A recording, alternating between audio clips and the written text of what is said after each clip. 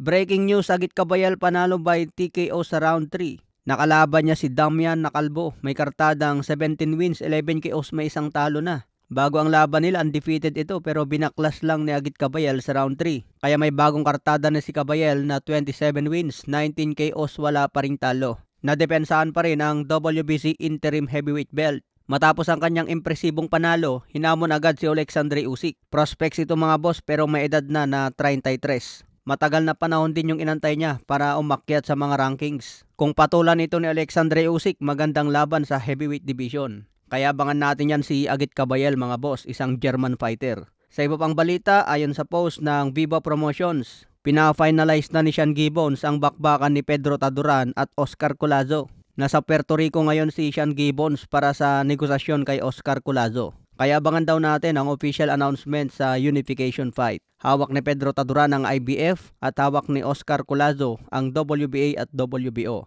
Kaya abangan po natin ang matinding bakbakan sa minimum weight division.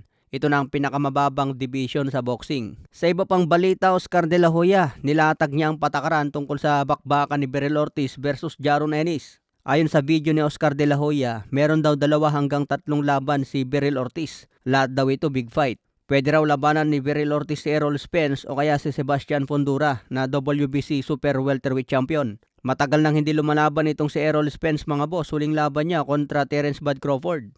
Nagretiro na lang si Terence Crawford, hindi pa rin lumalaban si Errol Spence. Kaya siguro hindi ko masasabing big fight ito para kay Beryl Ortiz. Pwede pa siguro laban kay Sebastian Fundora. Pero naka-schedule ang laban ni Fundora kontra Kit Turman. Inaantay lang ang re-schedule fight. Sinabi rin ni Oscar De La Hoya na hindi pa rin maalis sa listahan si Jaron Boots Ennis.